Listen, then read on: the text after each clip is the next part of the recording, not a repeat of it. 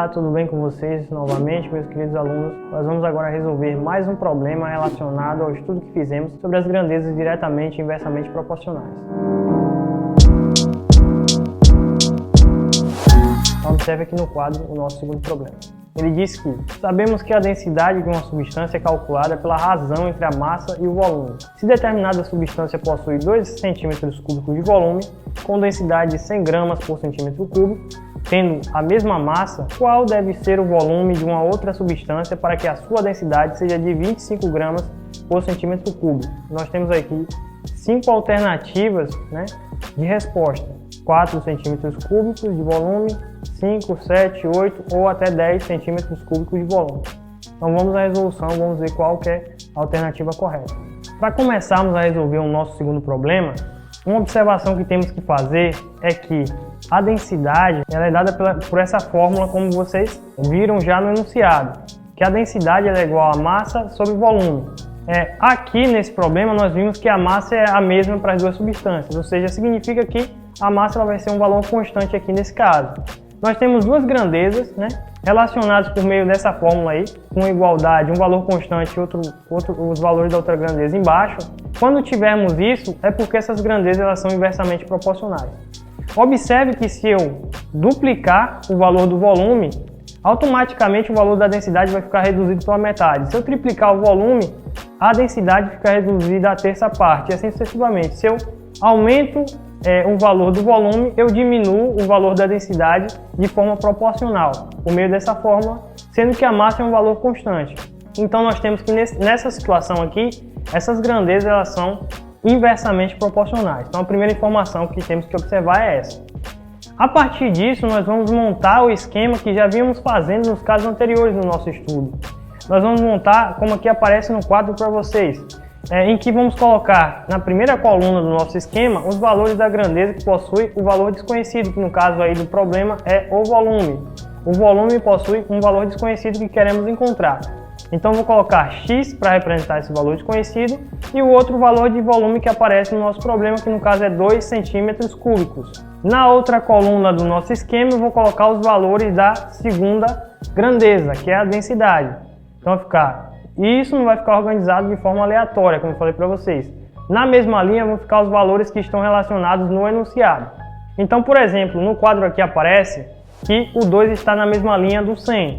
Por quê? Porque a densidade é de 100 gramas por centímetro cúbico e o volume é de 2 centímetros cúbicos. Então, esses valores estão relacionados no enunciado.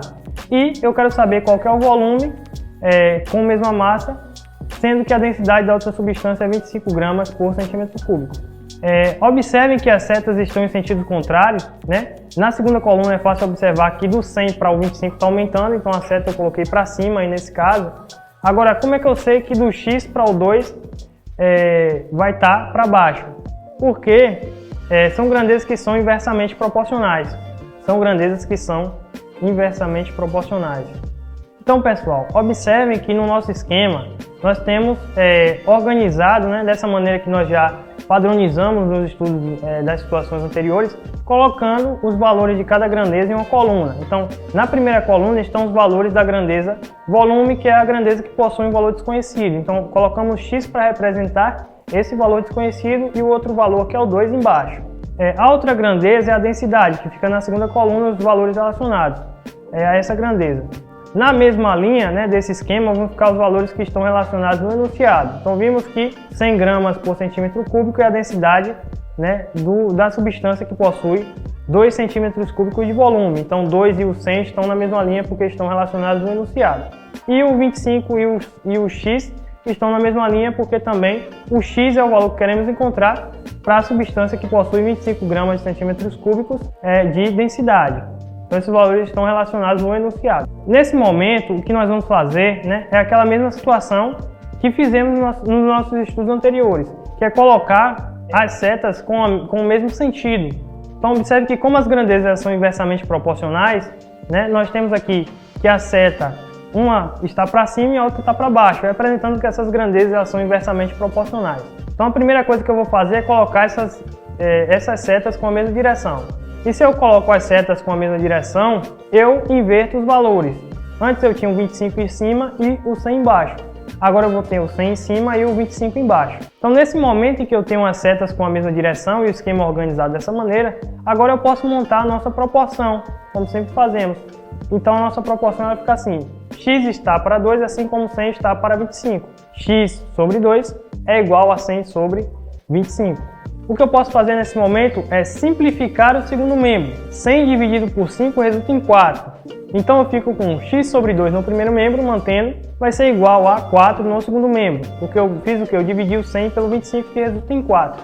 Agora o que eu posso fazer é isolar o x. Para fazer isso eu posso multiplicar ambos os lados da minha equação pelo valor que está no denominador, que no caso é o 2. X sobre 2.